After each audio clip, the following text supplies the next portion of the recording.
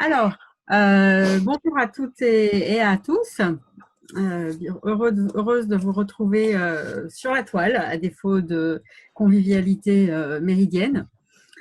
Alors, le laboratoire PACT est très heureux de lancer ce séminaire, car c'est ce séminaire interéquipe sur l'analyse de la Covid d'un point de vue social. Alors, nous sommes très heureux de le faire parce que ce séminaire illustre en effet nos capacités de penser, de faire science ensemble, mais aussi d'explorer de nouveaux formats de la diffusion des apports de nos recherches. Et nous aimons faire cela à la fois sous forme de diffusion de résultats, de la diffusion de résultats stabilisés de programmes de recherche, mais aussi de partage de connaissances en cours d'études et d'analyse. Alors, pour ceux qui ne la connaissent pas ou qui la connaissent moins bien, on va dire, PACT est une unité mixte de recherche en sciences sociales qui est reconnue pour ses approches pluridisciplinaires. La deuxième partie de son nom n'est pas anodine. En se proclamant laboratoire de sciences sociales, l'unité se propose en effet de fonctionner comme un creuset tant conceptuel que méthodologique de l'analyse en SHS. Et nous avons l'habitude, et c'est notre quotidien, que de confronter des approches très diverses, ce qui amène finalement les membres de PACT à expliciter constamment d'où et comment eh bien, ils abordent leurs objets de recherche. Ce qui permet ensuite, dans un deuxième temps, de partager ces objets de recherche dans la pluridisciplinarité qui nous caractérise tous.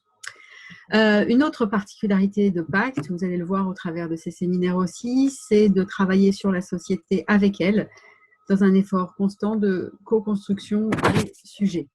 Alors, pour ce qui concerne le séminaire qui débute aujourd'hui et pour lequel je remercie infiniment Thierry Delpech de l'avoir coordonné et d'avoir finalement fait advenir sur la fin de notre période mandataire contractuelle à la direction de l'unité ce séminaire transversal qu'on appelait tous de nos voeux.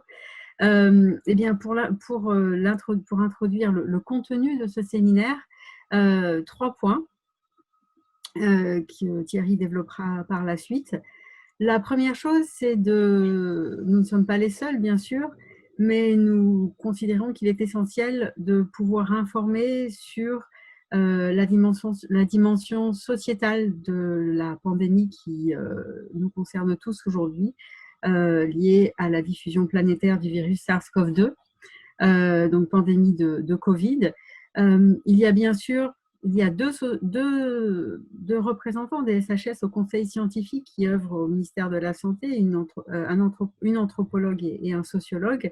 Néanmoins, dans la prise de décision telle qu'elle nous l'avons vu se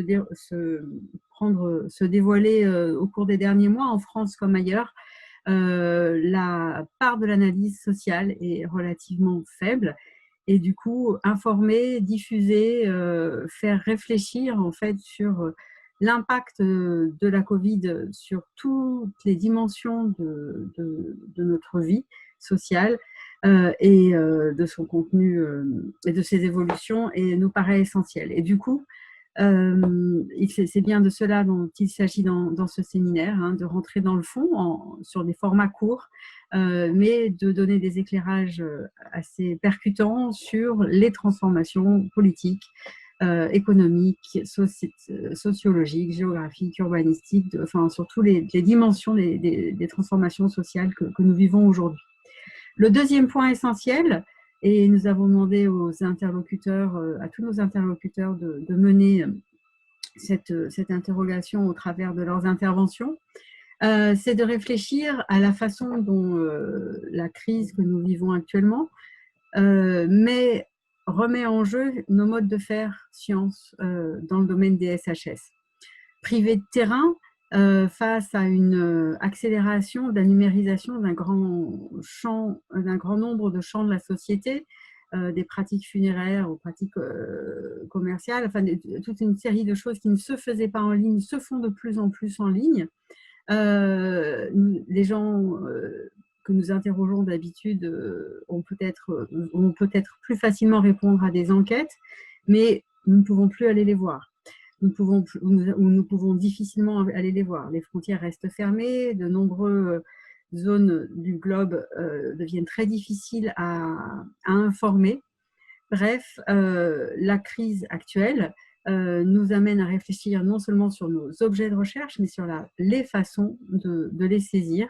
Et elle accélère aussi, sans doute, nos modes de faire science dans leur transition numérique et elle va mettre l'accent sur la data science de façon accélérée. Et il nous importe de façon essentielle de pouvoir interroger cela.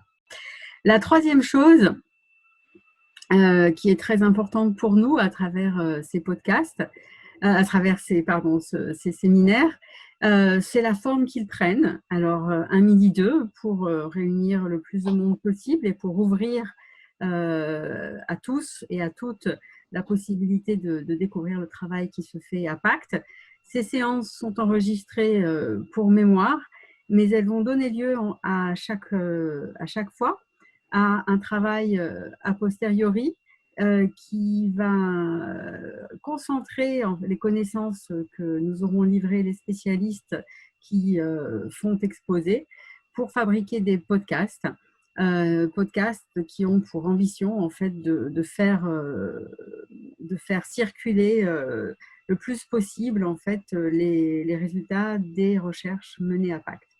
Donc voilà, 3 ambitions, 3 éléments très importants: informer sur le fond, sur des sujets qui nous touchent tous, toutes,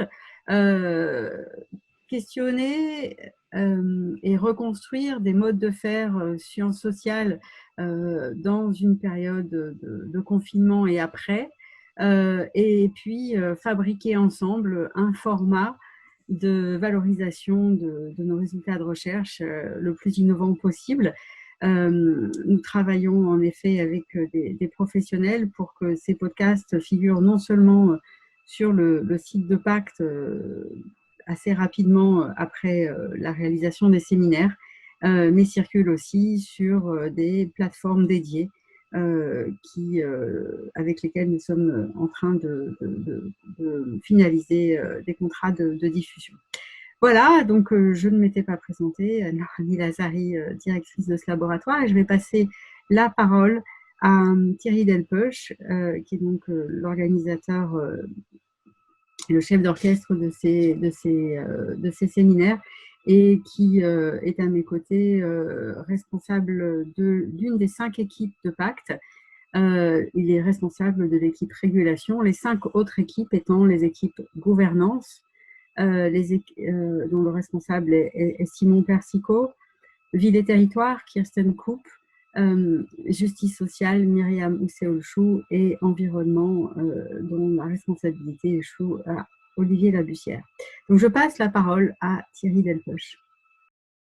Donc, bienvenue à toutes et à tous. Merci d'assister, de participer, d'intervenir à cette première séance de séminaire véritablement de laboratoire. Donc, je vais présenter en 4 minutes les aspects thématiques de ce séminaire. Donc, on se trouve confronté à une crise de la Covid-19 qui constitue à la fois un événement mondial et un phénomène social total.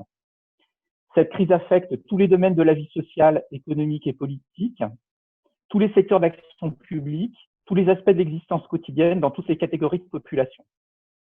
Tous les acteurs sociaux, économiques et politiques ont été contraints de prendre des décisions exceptionnelles et de procéder à des changements inédits dans un contexte marqué par des incertitudes beaucoup plus grandes et beaucoup plus nombreuses qu'à l'ordinaire. Des pans entiers de la société et de l'économie ont été mis à l'arrêt pour protéger la santé de la population.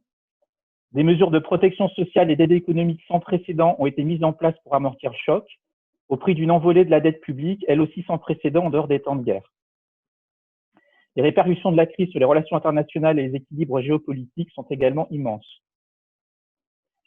Certaines des évolutions en cours de la société française ont connu une accélération extraordinaire, qu'il s'agisse de la numérisation, de la perte de confiance dans les institutions politiques, du creusement d'inégalités de toute nature, de l'accentuation de la crise de services publics aussi essentiels que l'hôpital public ou l'enseignement supérieur, encore de la remise en question de l'état de droit. Certaines faiblesses structurelles de la société française ont eu des effets plus graves et plus visibles qu'en temps normal, par exemple la centralisation du pouvoir politique, la difficulté des secteurs d'action publique à coopérer entre eux, le manque de culture de prévention, le déficit d'association des citoyens et corps intermédiaires aux décisions ou encore la désindustrialisation.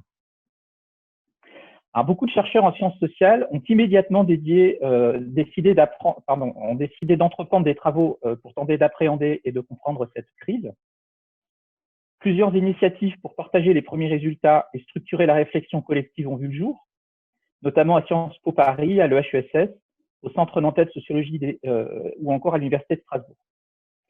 PACT n'a pas été en reste, puisque notre laboratoire a été à l'origine de 2 initiatives majeures, à savoir la collection de working papers aux presses universitaires de Grenoble, le virus de la recherche animé par Alain Faure, qui sur tous les sites est référencé en très bonne place, et puis d'autre part un travail de cartographie et de mise en réseau des projets au niveau national. Il s'agit de l'initiative Code Virus de l'AMSH, dont Thierry Bontemps a été l'un des principaux contributeurs. Les 2 intéressés vont faire une brève présentation de ces initiatives et de leurs résultats tout de suite après cette introduction. Parallèlement, plusieurs collègues ont lancé des recherches assorties pour certaines de dispositifs méthodologiques ambitieux et d'enquêtes de terrain de grande ampleur, avec ou sans financement. Le présent séminaire vise à présenter et tester les résultats de ces travaux. Alors, le séminaire abordera 4 grands thèmes: les effets de la crise sanitaire sur la population, ses conséquences sur l'économie et ses acteurs, son impact sur les acteurs de la santé, et enfin, l'action publique mise en place pour gérer la crise de la Covid-19. Une trentaine de chercheurs de PACT appartenant à toutes les équipes ont été volontaires pour intervenir dans ce séminaire. Ils ou elles le feront par panel de 3 au fil d'une dizaine de séances tout au long de cette année et d'une partie de l'année prochaine. Nous les remercions chaleureusement de s'être associés à cette aventure. Nous avons demandé aux intervenants et intervenantes d'adopter une trame relativement déterminée, même si chacun fera comme il l'entendra. Et l'idée étant de permettre au public de tisser des liens entre les différents exposés. Premièrement, un point d'actualité et de contextualisation sur le thème abordé. Deuxièmement, les enjeux, l'intérêt et la situation du débat scientifique sur le thème. Troisièmement, la présentation de la recherche effectuée avec ses questions, ses terrains et ses méthodes. Et les intervenants nous diront éventuellement comment la situation de crise a influé sur leur façon de travailler. Quatrièmement, les résultats saillants déjà obtenus et les perspectives pour les mois à venir. Et pour terminer, quelques réflexions sur les changements induits par la crise de la Covid et sur le domaine ou le thème étudié maintenant et à plus long terme. Donc aujourd'hui, après les interventions d'Alain Faure et Thierry Bontemps, nous aurons 2 interventions, donc là proprement scientifiques, dans le cadre du séminaire, donc d'Yves Chemail, sur le rôle de l'Organisation mondiale de la santé, et puis de Jean-François Ponceau sur les aspects économiques et financiers de la crise. Et donc, je laisse la parole à Thierry Bontemps. Merci beaucoup Thierry. Je vais donc intervenir sur effectivement un projet qui s'appelle Code Virus, qui à la base est à l'initiative, enfin c'est Luc Głodzinski et qui est à la base de ce projet-là, un appel à constitution d'un collectif de travail interdisciplinaire en SHS, qui a été lancé par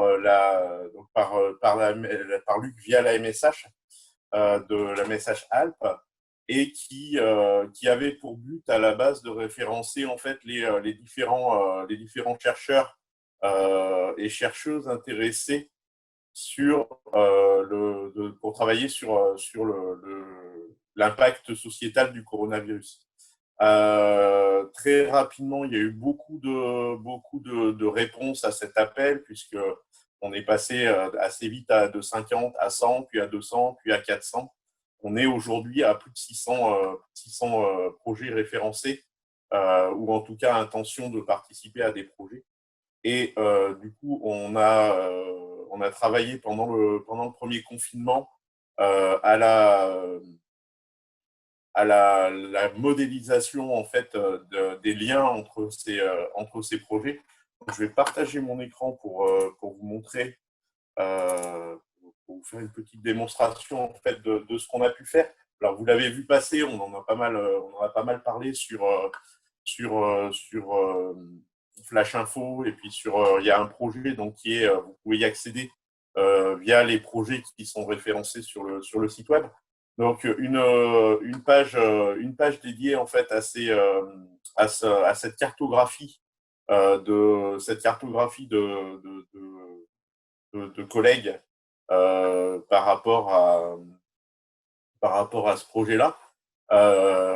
On en a fait un site web. Ce site web, il est disponible en français, il est disponible en anglais, en espagnol, en italien et en chinois.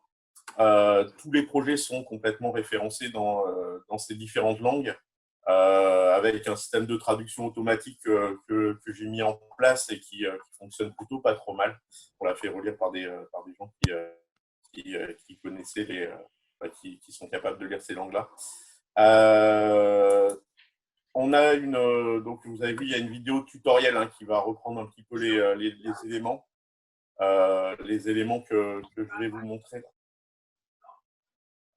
Donc, on a pour chaque langue en fait les mêmes tableaux qui apparaissent, avec donc une analyse des propositions.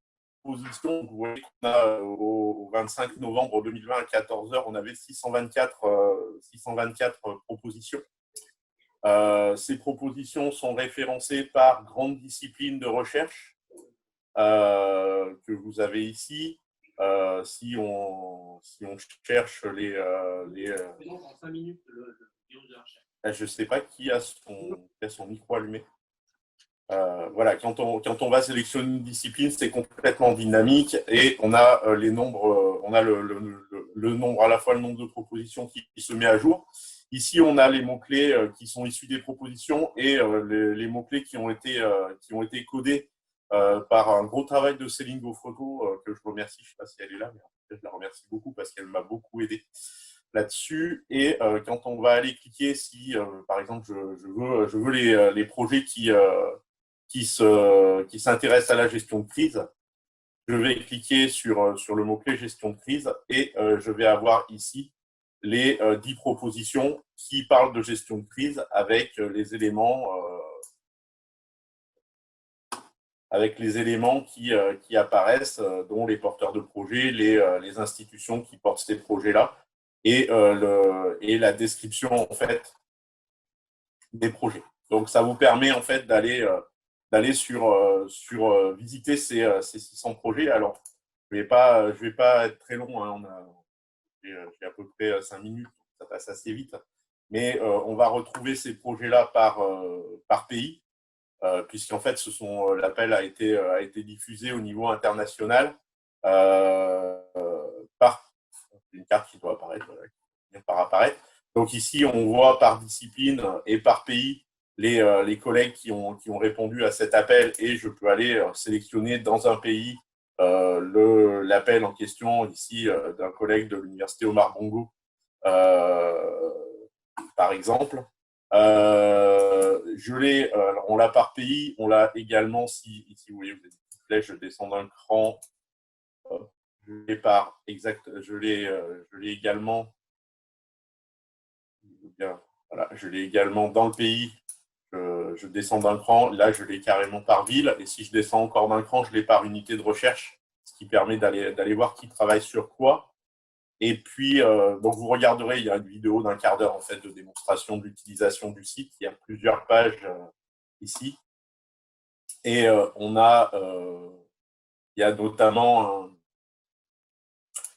sur la dernière page, vous allez aussi retrouver une mise en réseau des propositions. Je vais bien avancer.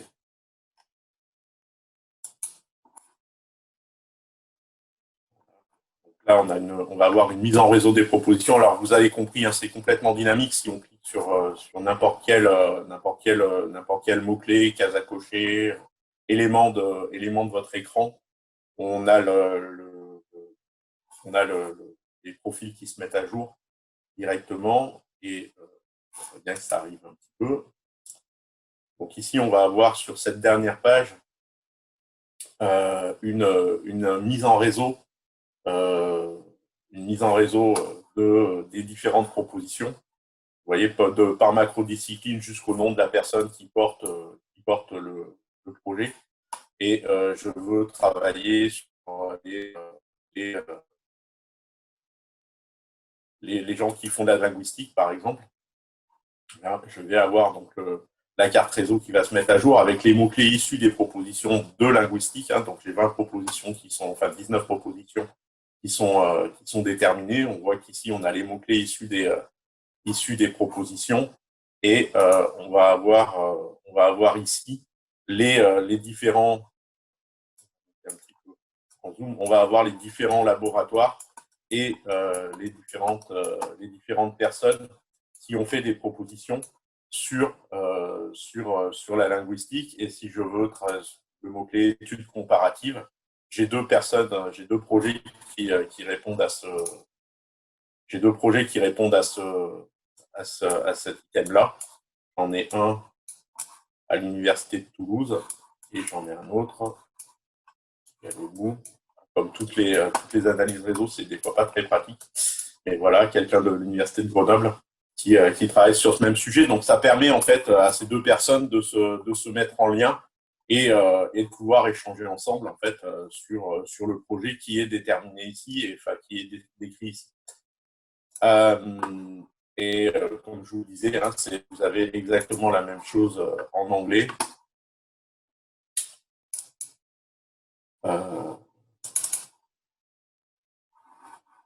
Voilà. Donc alors ça prend un petit peu de temps, c'est assez gourmand. C'est assez gourmand en ressources, mais voilà. Donc là, vous l'avez en anglais et vous pouvez l'avoir en chinois. Si ça vous a... Voilà, je vais m'arrêter là. Je ne sais pas s'il y a des questions ou si vous voulez intervenir là-dessus. J'ai aucune idée du timing, mais j'ai dû dépasser un petit peu. Je pense qu'on gardera les questions pour la fin du séminaire. Donc, on va tout de suite passer la parole à Alain qui va nous présenter sa collection, la collection qu'il anime sur le virus de la recherche au PUG. Merci Thierry, bonjour à tous, merci pour cette initiative, merci pour l'idée de mettre en numérique nos débats, de les mettre en musique, parce que on va essayer de travailler avec France Culture. Et alors l'initiative qui a été prise par les PUG, elle a à voir avec ça. Je ne sais pas si vous avez entendu ce matin à France Inter Régis Debray qui disait qu'il ne croyait plus aux mots et que s'il fallait qu'il fasse de la science aujourd'hui, il prendrait une caméra. Ça m'a rappelé... il ferait des documentaires et des films. Et ça m'a rappelé Olivier Labussière qui nous avait dit il y a 3 ans, dans une AG à Pâques, qu'il réfléchissait sérieusement à ne plus écrire des articles scientifiques, mais à faire des documentaires. Et c'est le point de départ, d'une certaine façon, du virus de la recherche au PUG, c'est qu'au moment du début de la crise, les PUG, qui est une coopérative, un éditeur coopératif avec très peu de financement public, s'est aperçu qu'ils allaient mourir, qu'ils allaient faire faillite, s'ils ne vendaient pas de livres, des livres physiques pendant plusieurs mois. Et tout de suite, ils se sont dit, on va faire un geste militant avant de disparaître. On va solliciter tous les auteurs pour écrire sur des choses essentielles pendant la crise, gratuitement. C'était donc une première série d'e-books où les droits d'auteur étaient donnés à l'éditeur, et gratuitement aussi pour l'éditeur qui mettait tout ça en ligne en accès direct. Donc, c'était la première initiative, ça s'appelait Virus de la recherche, et on disait aux chercheurs, essentiellement aux chercheurs, puis ça s'est élargi, dites-nous des choses essentielles sur votre savoir qui peut éclairer cette période de crise. On a eu 80 réponses, 80 textes, on en a sélectionné 50. Je vous dis 2 mots sur les 30 qu'on a refusés tout de suite. C'était souvent, d'abord c'était trop long, on s'est aperçu c'était un exercice très particulier, on le fait remarquer sur 10 000 signes. 10 000 signes, c'est 4 pages, hein, c'est minuscule. Et systématiquement, on recevait des textes de 15, 20, 30, 40 000 signes en réponse. Donc, trop long. C'était parfois très jargonneux, très complexe. Et une des obsessions de la collection, c'était de dire on fait de la science haut de gamme, mais dans des termes compréhensibles par tous. C'était parfois très pointu. Et puis, dans les 30 qu'on a refusés, c'était aussi parfois très idéologique. Et on trouvait trop. Alors, c'est très compliqué de mesurer où commence l'idéologie et où s'arrête la science. Mais on en a refusé certains où on avait l'impression que c'était des prises d'opinion très, très marquées qui s'éloignaient trop des savoirs.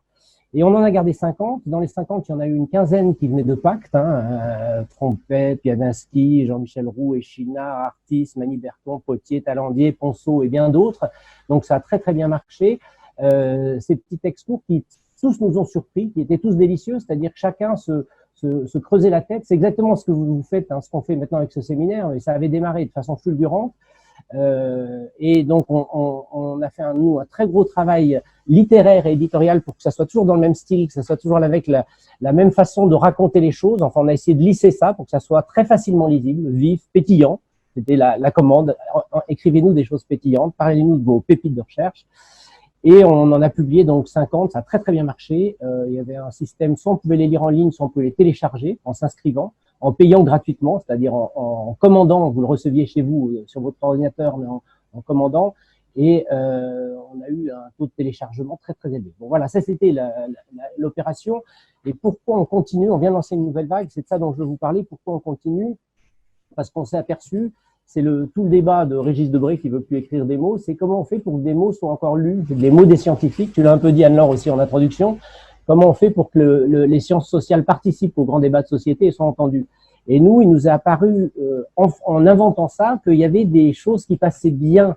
On s'est aperçu d'abord que les chercheurs faisaient de la science, mais ils prenaient des chemins de traverse. C'est-à-dire qu'ils ne nous donnaient pas juste leurs résultats, ils essayaient de trouver une façon de nous le raconter. Il y avait une mise en récit de leurs résultats qui faisait qu'on avait envie de les écouter. On a été très surpris aussi par la dynamique pluridisciplinaire. On a eu 17 disciplines, je crois, qui ont répondu. Donc, ça partait dans tous les sens. Et chacun avait son mot à dire sur la même chose d'une façon différente.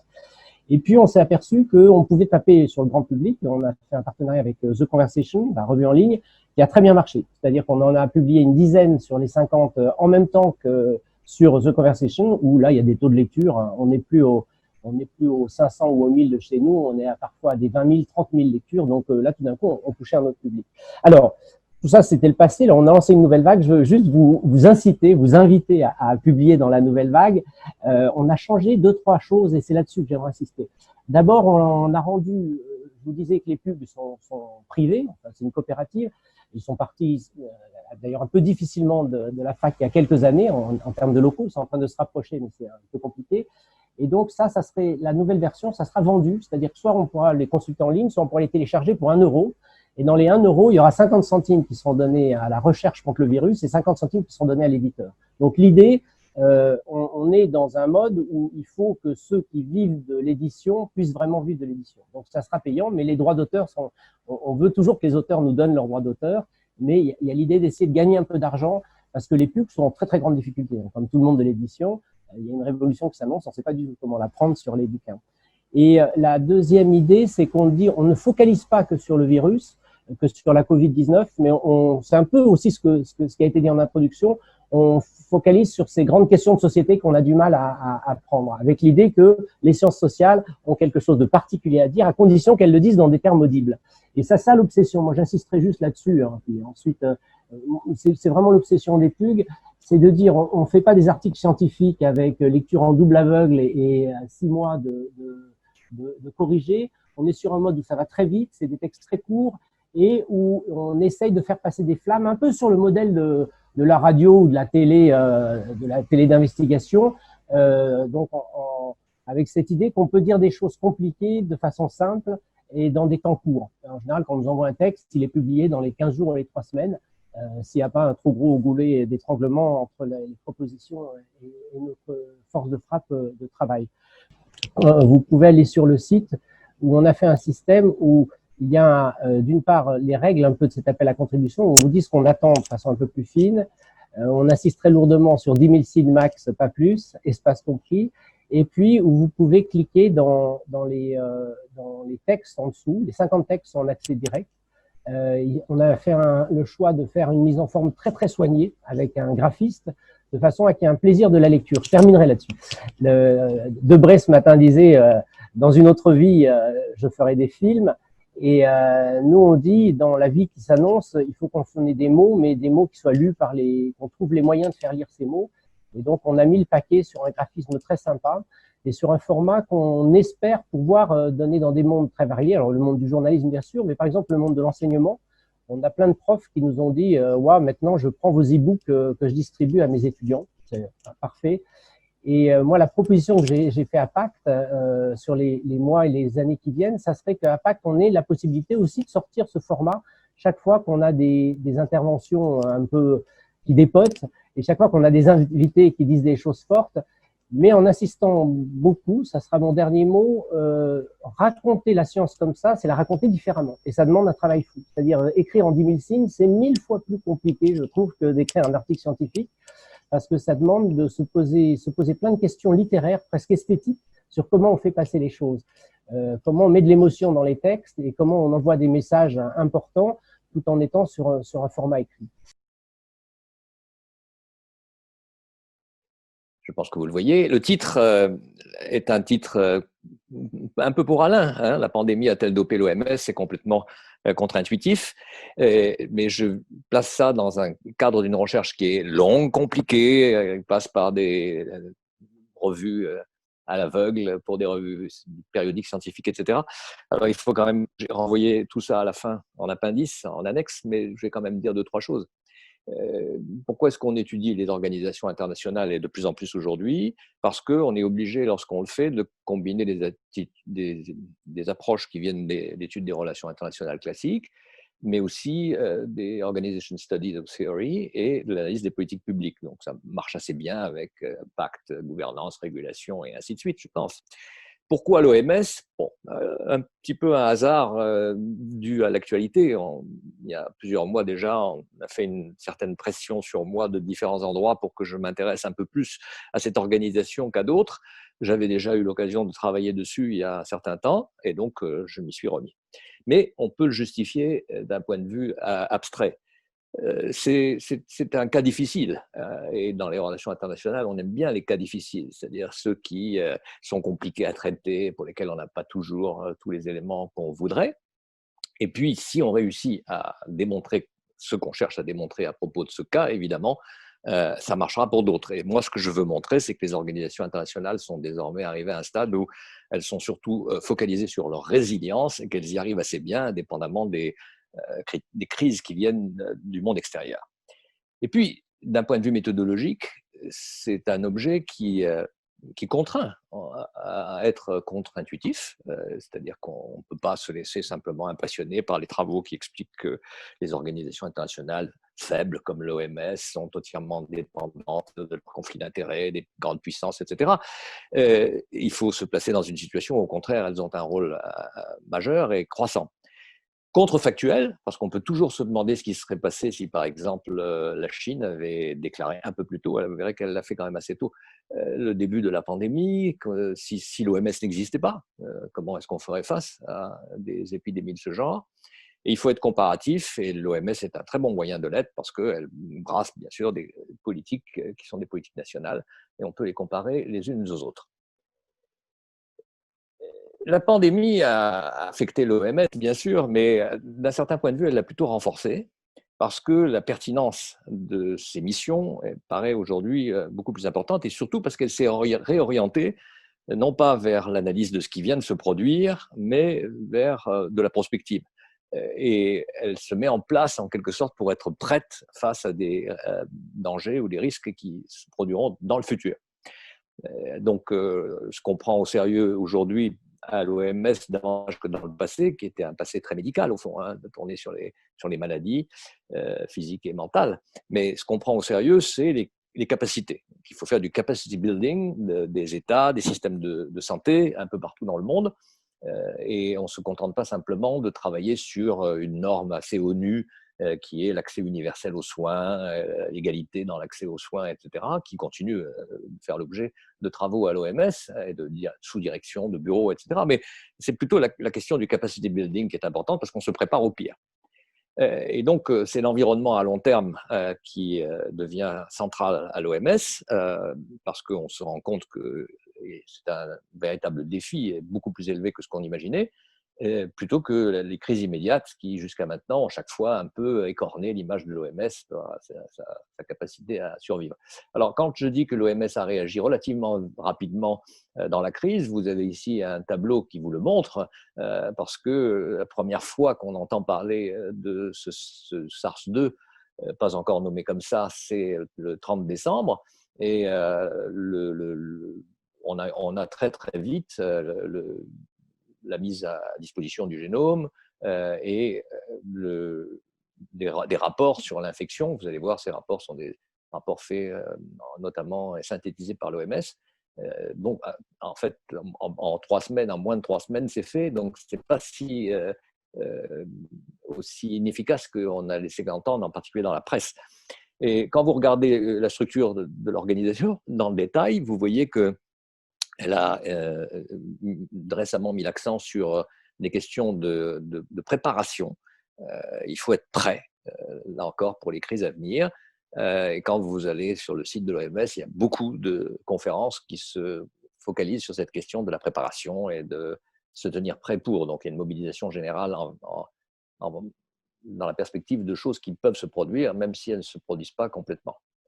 Pour la préparation, vous voyez, c'est l'idée que c'est du long terme, c'est que c'est de la capacity et capability building, et que n'importe quel type d'urgence doit pouvoir être pris en charge, etc. Et que ça doit respecter, bien évidemment, les règles du développement durable, parce que ça, c'est le mantra de l'ONU.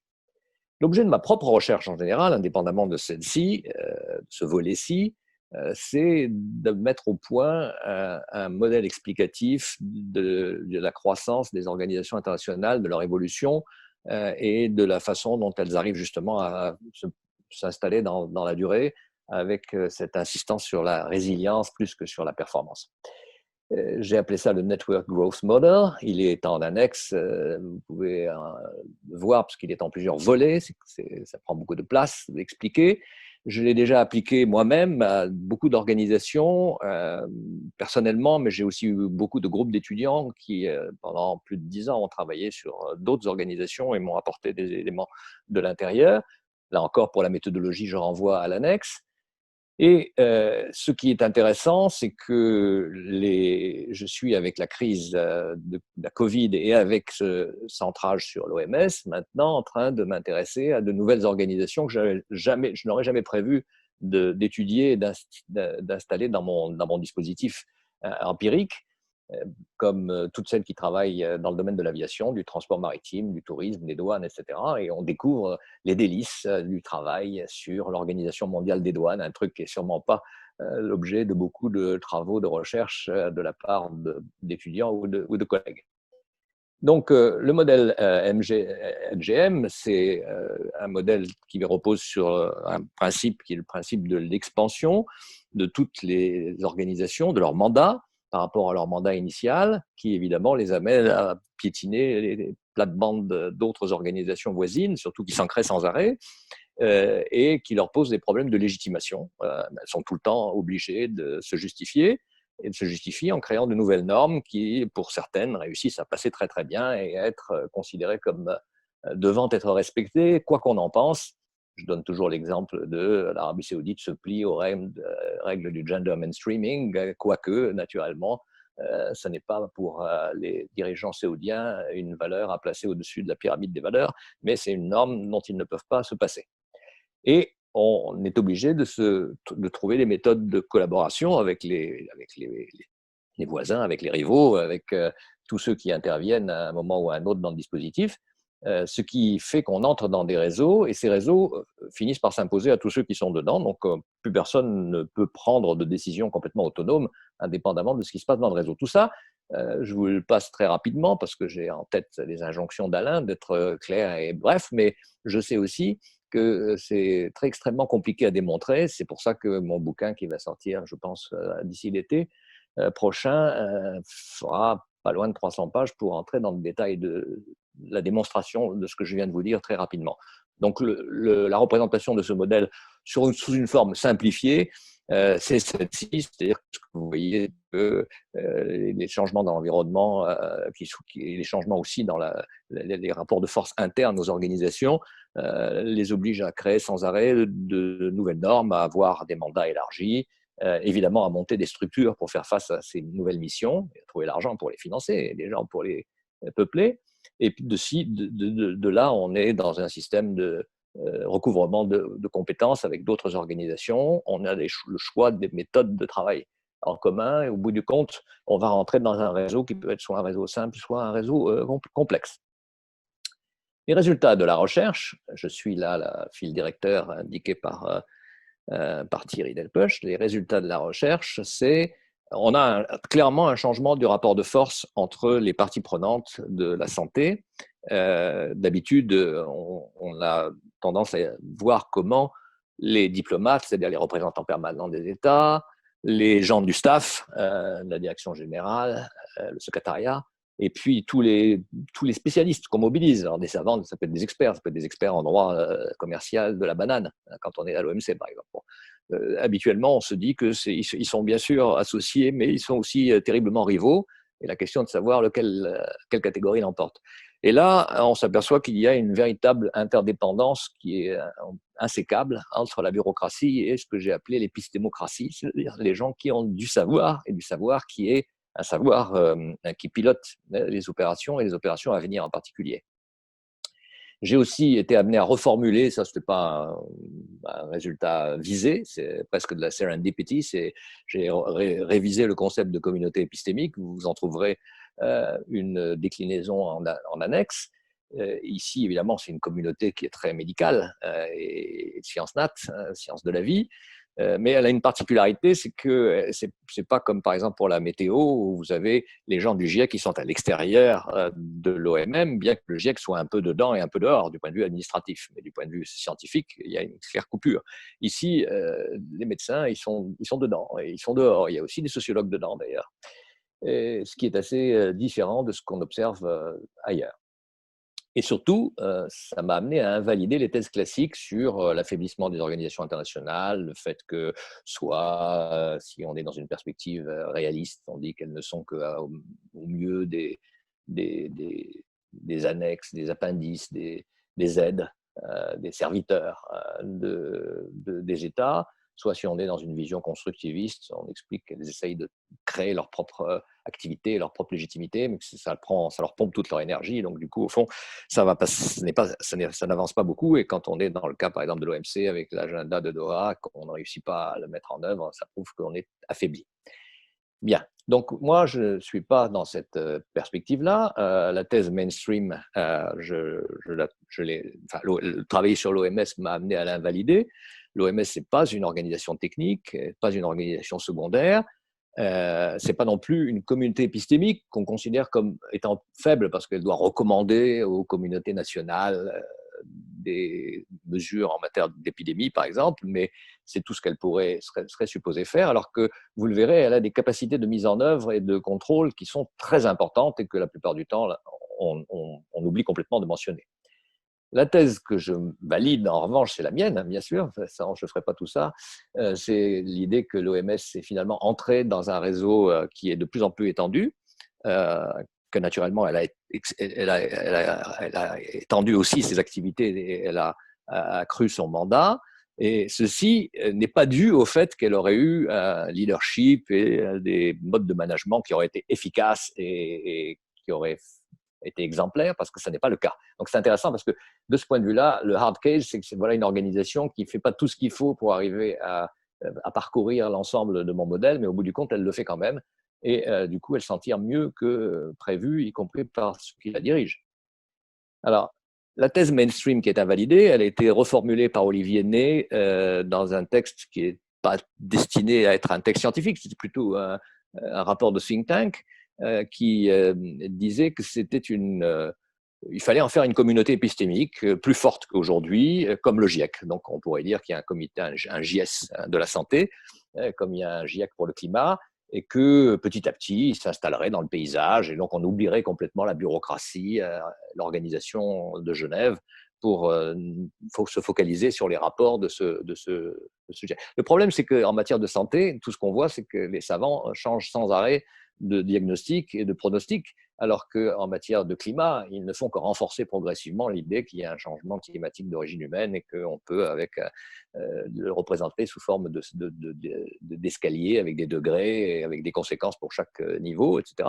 Là, ce serait complètement impossible parce qu'il y a très souvent une adaptation à une nouvelle urgence qui était assez imprévue.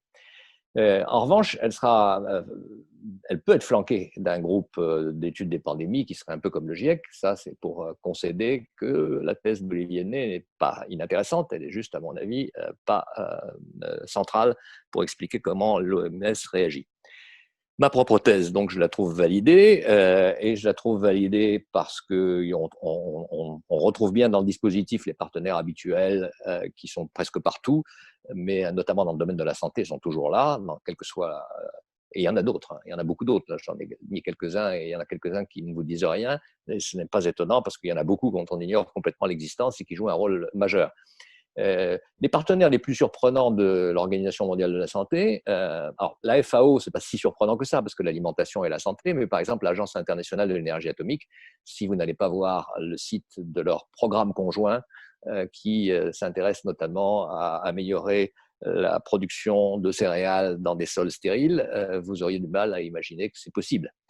Avec l'Organisation internationale du travail, c'est quand même un peu moins inattendu. Ce qui est très inattendu, c'est la coopération avec toutes les organisations qui travaillent sur le déplacement et qui aujourd'hui prennent le pas sur les autres quasiment. C'est-à-dire que l'Organisation mondiale de la santé, c'est pour le commerce et la liberté du commerce. L'Organisation mondiale des douanes, c'est parce qu'il y a toute une série de contrôles qui doivent être faits sur les médecines, sur les médicaments et sur les tests et tout ce dont on a besoin en cas d'une pandémie, dans un cas de pandémie comme celui-ci, et ainsi de suite.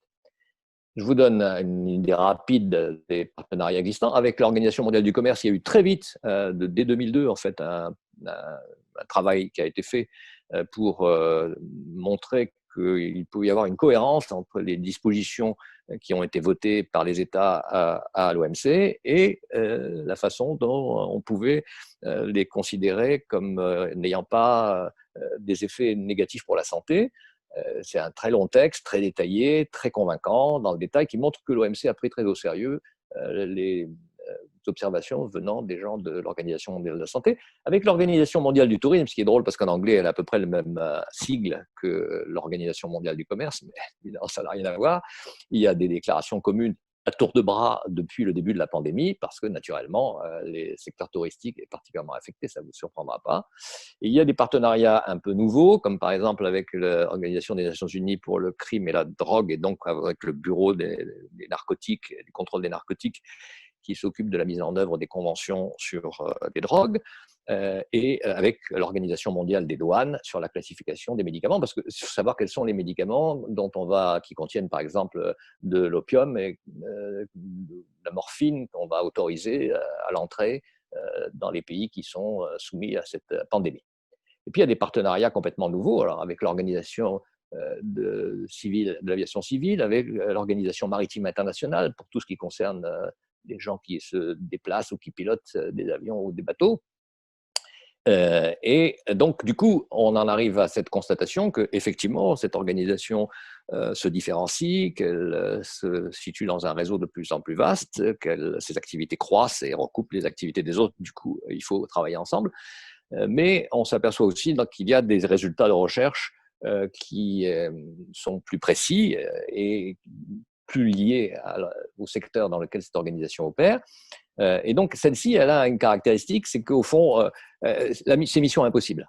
C'est mission impossible parce que il y a beaucoup d'obstacles à exercer un pouvoir réel dans ce domaine. Le gouvernement des choses est particulièrement difficile et le gouvernement des hommes très difficile dans ce secteur. Et puis, il y a des limites à ce que j'ai appelé l'épistémocratie, c'est-à-dire le fait qu'on vous dise avec beaucoup d'autorité, de magistère, que si on ne fait pas ceci, alors on va tous mourir. En gros, ça ne fonctionne pas véritablement comme prévu. Pourquoi c'est mission impossible? Parce qu'en gros, ce qu'on demande à l'OMS, et tout le monde lui demande, ce n'est pas les particuliers, les gouvernements, mais par exemple aussi l'industrie pharmaceutique notamment, on demande de faire des prévisions alors, dans un domaine où justement on ne peut pas savoir ce qui va se produire, c'est totalement soumis à l'incertitude. Mais si on n'a pas de certitude, on ne peut pas investir dans certains domaines, par exemple produire certains types de vaccins face à certains types de virus. Donc en gros, chaque fois que l'OMS n'est pas capable de remplir cette mission, on dit qu'elle est défaillante, ce qui est évidemment inscrit dans la définition même du mandat de ce type de mandat. Elle ne peut pas être dans l'incertitude, elle ne gère que l'incertitude, on lui demande l'inverse.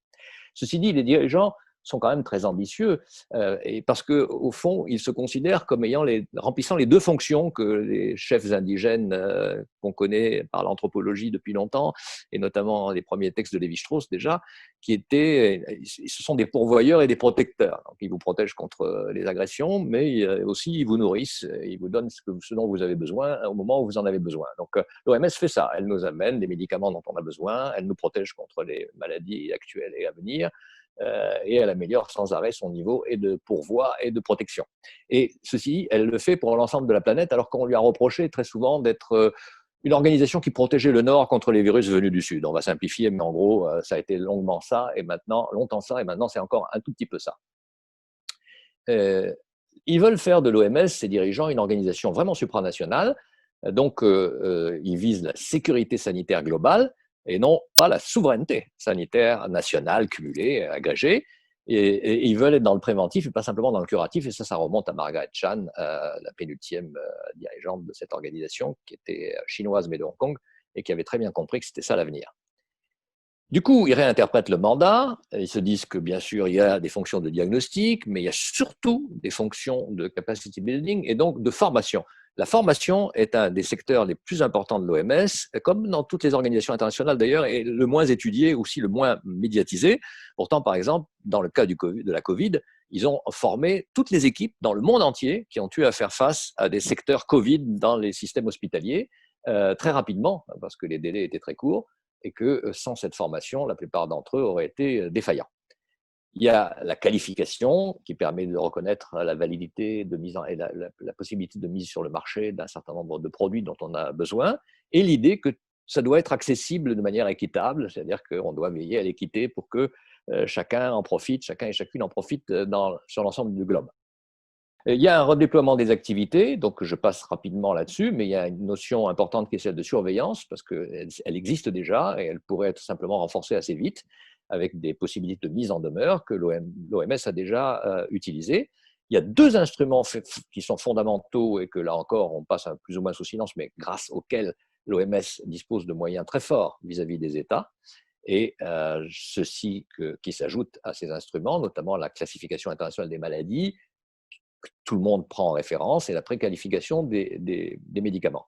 Je passe sur ces aspects-là et j'arrive à l'extension du réseau actuellement sur deux domaines qui sont la lutte contre le tabac et la lutte contre la pollution de l'air, qui sont complètement liés, comme on le voit si on reprend du temps sur le graphique du bas, mais qui sont deux choses qui sortent du cadre habituel de l'Organisation mondiale de la santé et qui, peut-être pour l'avenir, vont être beaucoup plus importantes, parce que vous avez par exemple 7 millions de décès prématurés dans le monde dus à la pollution de l'air, contre pour l'instant 1,5 million pour le Covid.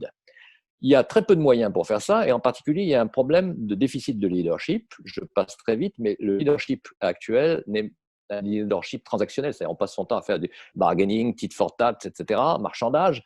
On ne transforme pas la vision que les États, les représentants des États, mais aussi les membres du staff de l'OMS peuvent avoir de leur rôle, de la santé publique, de l'avenir de tout ça dans un monde meilleur. Et donc, on ne change pas vraiment les règles du jeu pour l'instant. Dr Tedros n'est pas certainement un personnage charismatique, mais il n'est pas non plus quelqu'un qui véritablement est proactif dans ce secteur, sauf que petit à petit, ça va se produire inévitablement, comme ça s'est fait ailleurs. Il faudra privilégier l'innovation et se tourner encore une fois vers l'avenir, parce qu'on ne peut pas rester uniquement dans l'urgence et être dans la réaction, parfois un peu tardive, à quelque chose qui se produit. Il y a aussi un passage du management rationnel, c'est-à-dire, vous savez, le nouveau management public, qui est cost killing, etc., qui a été aussi demandé notamment par les Américains à l'OMS et ailleurs, à un management stratégique, c'est-à-dire qui fait de la planification à long terme, et qui ne se contente pas uniquement de speak truth to power, donc dire la vérité à ceux qui sont des puissances, mais qui a une fonction constitutionnelle, c'est-à-dire qui monte petit à petit une constitution avec des droits et devoirs des différents acteurs de la santé sur l'ensemble de la planète, parce que s'ils ne le font pas, évidemment, on sera dans un système totalement fragmenté. Et je termine sur ces 2 points. Je vais passer sur le premier point, mais dire, voilà ma conclusion. Finalement, la bureaucratie s'est montrée résiliente, et elle s'est montrée résiliente pas forcément parce que ses membres ont fait tout ce qu'il fallait pour l'être. Elle s'est montrée résiliente parce qu'elle est en quelque sorte portée par les turbulences extérieures qui l'amènent inévitablement à adopter, sans même le savoir, les démarches qui la conduisent inévitablement vers quelque chose qui, au bout du compte, et j'en suis bien heureux, confirme mon modèle. Voilà.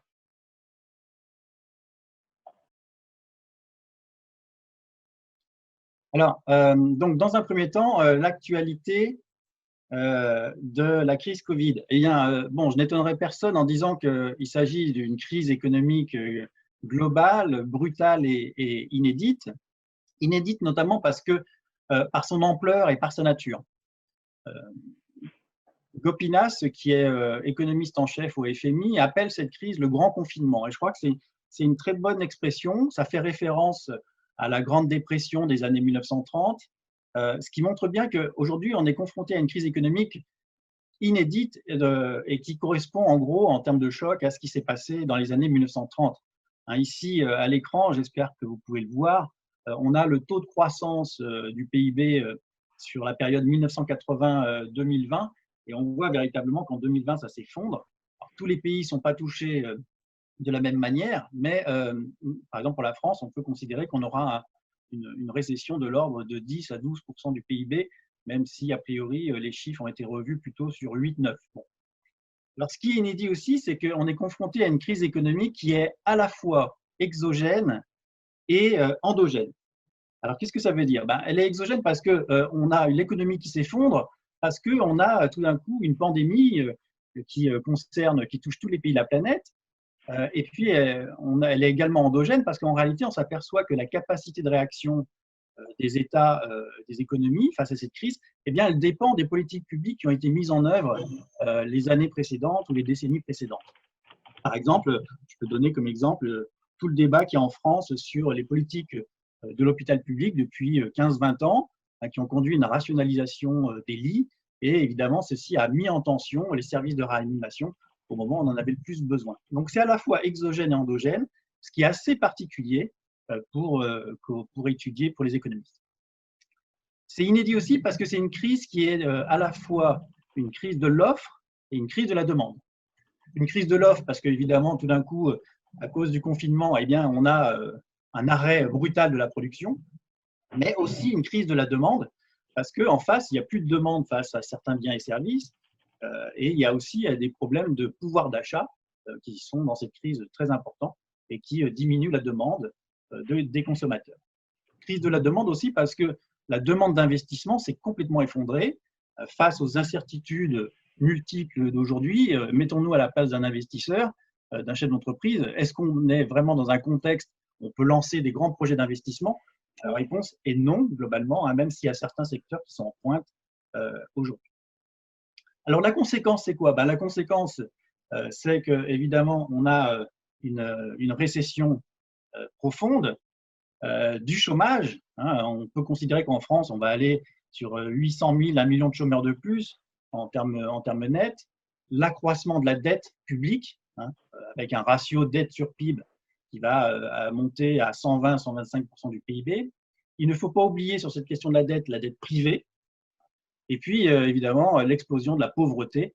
On considère qu'en France, aujourd'hui, l'année prochaine, on aura environ 10 millions de pauvres sur une population de 67-70 millions, ce qui est considérable. Autre élément à mettre en perspective, c'est l'ultra-réactivité des policymakers. On a activé à la fois la politique monétaire avec des plans de relance monétaire, d'expansion monétaire incroyable, et on a mis également en parallèle des politiques budgétaires de relance avec des montants considérables qui accroissent la dette, mais effectivement qui permettent de préserver certains secteurs. Alors, au-delà de ces constats, il y a quand même deux dynamiques à l'œuvre qui ont été révélées par cette crise de la Covid, mais qui en réalité étaient déjà présentes avant cette crise de la Covid. Tout d'abord, l'accroissement des inégalités. Cette crise, elle a révélé effectivement les inégalités entre pays, entre secteurs de l'économie, entre certaines entreprises qui sont condamnées pratiquement à disparaître aujourd'hui, et puis d'autres qui finalement vont connaître, grâce à la numérisation, sans doute un essor. Et puis également, inégalité entre les ménages. On a eu récemment les chiffres sur l'épargne en France. On a vu que l'épargne avait fortement progressé depuis le début de l'année. Mais quand on regarde de près ces chiffres, on s'aperçoit que ce sont les ménages les plus aisés qui épargnent. Les ménages qui sont les plus précaires, eux, c'est l'inverse, ils désépargnent. Ils sont en situation de surendettement de façon parfois catastrophique.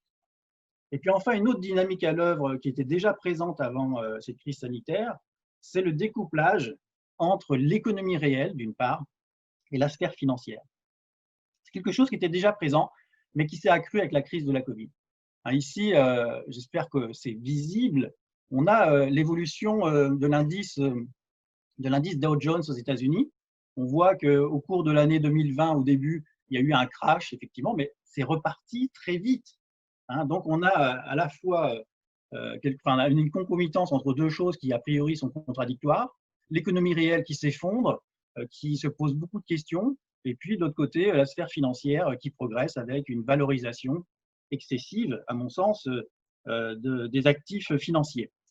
Donc, on est dans une situation, on pourrait dire, véritablement de bulle financière qui, effectivement, devient problématique, car une bulle finit toujours par exploser, soit en douceur, soit de façon brutale, comme ça a été le cas à la fin des années 2000.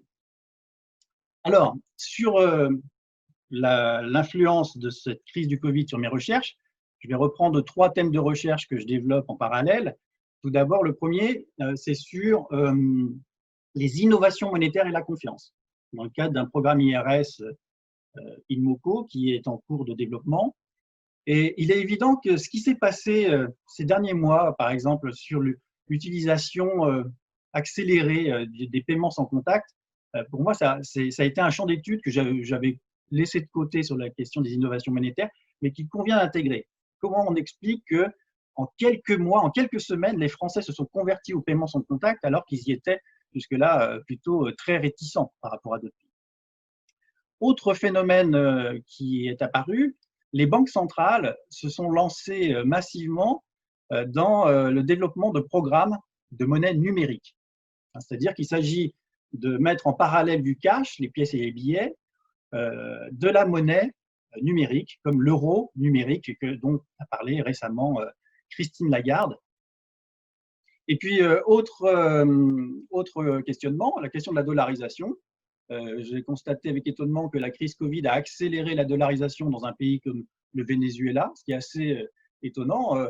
On a un pays qui est hostile aux États-Unis et qui va essayer de reconstruire une forme de stabilité politique en s'appuyant précisément sur la monnaie américaine. Et plus généralement, innovation monétaire au niveau international. La directrice générale du FMI parlait récemment d'un moment Bretton Woods, c'est-à-dire c'est le moment de remettre en place un nouveau système monétaire international. Alors, je suis assez pessimiste là-dessus, mais on voit quand même qu'il y a des initiatives assez intéressantes qui sont lancées. Et évidemment, c'est des terrains sur lesquels je dois me pencher dans cette thématique innovation monétaire et confiance. Le deuxième thème porte sur les financements innovants du développement. Comment on finance le développement dans les pays émergents et dans les pays en développement.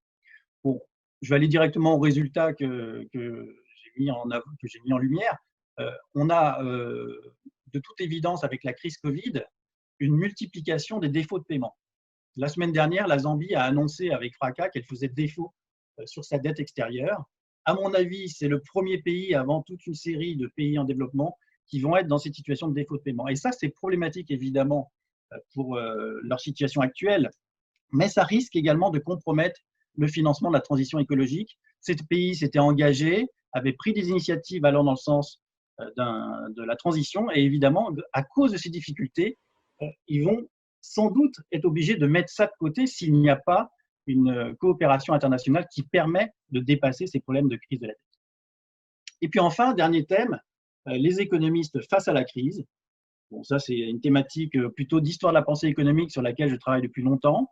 Et j'ai lu avec étonnement des tribunes d'économistes comme Esther Duflo, Jean Tirole ou Philippe Aghion, hein, qui ne sont pas a priori des économistes keynésiens, qui nous ont expliqué ces derniers mois que finalement on était tous devenus keynésiens et qu'il fallait faire de la relance purement keynésienne avec l'augmentation des dépenses publiques.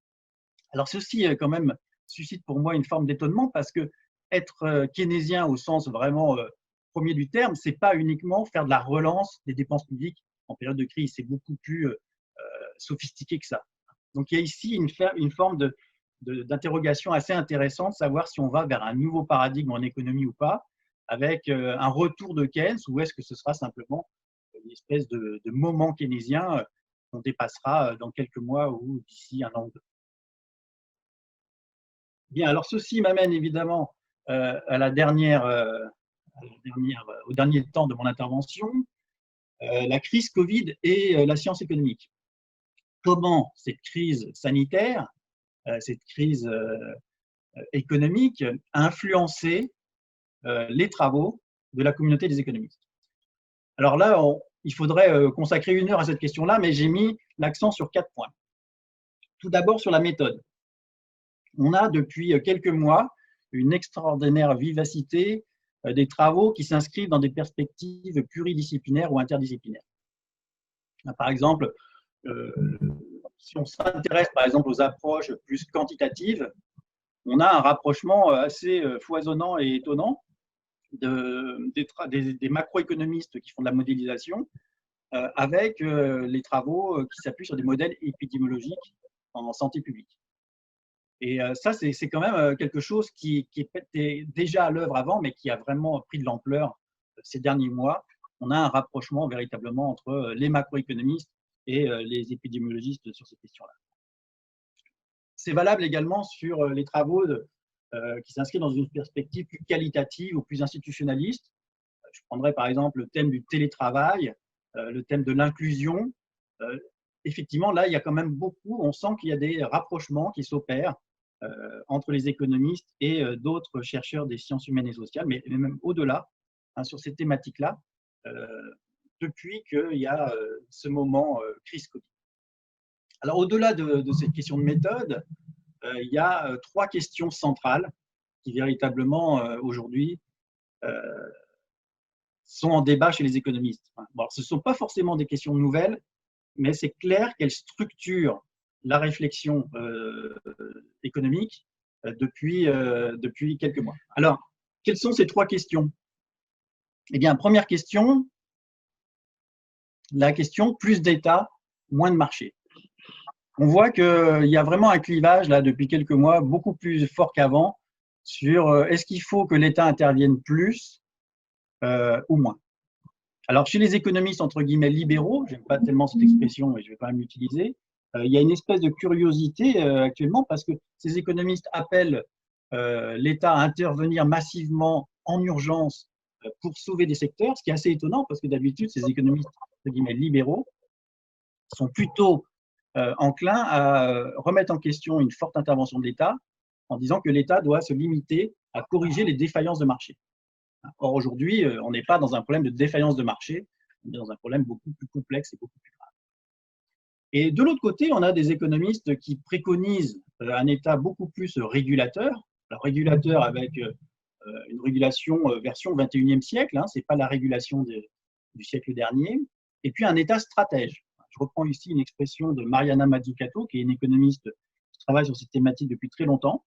C'est l'idée que on voit bien que cette crise révèle la nécessité d'avoir un État qui va impulser des dynamiques, hein, qui va justement favoriser l'innovation, la transformation de nos modèles économiques et sociaux, grâce pas seulement à des financements, hein, mais grâce à des interventions, des impulsions, des nouvelles normes et une stratégie de long terme. Il s'agit de mettre en place un État stratège avec une forme de planification, on pourrait dire, mais au sens vraiment noble du terme, à long terme. Deuxième questionnement, la question de la dette publique. La doctrine du quoi qu'il en coûte, qui avait été mise en évidence après un des discours du président Macron, a suscité beaucoup de questionnements chez les économistes à propos de la dette publique. On a besoin effectivement en urgence d'injecter des fonds, de faire la redistribution, mais la question c'est est-ce qu'il faut continuer à augmenter cette dette? Est-ce qu'on va devoir la rembourser? Si oui, comment? Certains préconisent d'annuler cette dette, notamment en faisant appel à la Banque centrale. Donc, il y a toute une réflexion aujourd'hui autour de la dette publique et autour de son remboursement, ou au contraire, est-ce qu'il faut la laisser filer, en sachant que ce n'est pas un problème, et l'intervention de la Banque centrale dans la gestion de cette dette. Alors, un consensus qui est quand même apparu très fortement ces derniers mois, mais qui était déjà présent depuis quelques temps grâce aux travaux d'Olivier Blanchard, qui était l'économiste en chef du FMI il y a quelques années, ça a été quand même d'expliquer que aujourd'hui, on a un multiplicateur budgétaire supérieur à 1. Alors, qu'est-ce que ça veut dire? Ça veut dire que lorsque un État injecte des dépenses publiques supplémentaires, au final, en retour, ça va générer une activité qui va générer des revenus supérieurs à l'injection initiale. Et donc, finalement, on va s'y retrouver. Alors évidemment, ça dépend du type de dépenses publiques. Donc, il y a beaucoup de travaux actuellement pour savoir s'il faut privilégier les dépenses qui visent à sauver certains secteurs d'économie ou à faire directement de l'investissement. Bon, en tout cas, il y a beaucoup de travaux sur cette question-là, très intéressants. Et puis enfin, dernière question, une question sur la démondialisation, la question des frontières économiques et la question de la souveraineté. Ces questions, elles étaient déjà posées avant la crise du Covid. Mais évidemment, là, aujourd'hui, elles se posent avec de façon beaucoup plus évidente. On pense notamment à la question de la relocalisation des chaînes de production. Est-ce qu'il faut relocaliser la production? Il semble aujourd'hui qu'il y a un consensus là-dessus. En réalité, on voit bien, enfin, les études qui sont faites en ce moment là-dessus montrent que pour certains secteurs, c'est très compliqué, en tout cas à court terme ou moyen terme. Ça risque effectivement de poser certaines difficultés pour les grandes entreprises. Donc en réalité, la relocalisation, c'est pas si évident que ça. Donc c'est un peu comme si on était passé d'une vision pro-mondialisation à une vision vraiment devenue anti-mondialisation, comme ça, du jour au lendemain. Je caricature un peu, mais c'est un peu ça qui se dégage dans les travaux. Et puis sur le plan financier, il y a à nouveau un retour de la réflexion sur le contrôle des capitaux. Les capitaux qui ont circulé librement, facilement au cours des 2-3 dernières décennies, finalement, est-ce qu'il ne faudrait pas revenir là-dessus, dans le sens où ils contribuent à générer de l'instabilité financière? Est-ce qu'il ne faudrait pas rétablir des frontières, en quelque sorte, sur la finance pour avoir un minimum de souveraineté dans ces politiques économiques?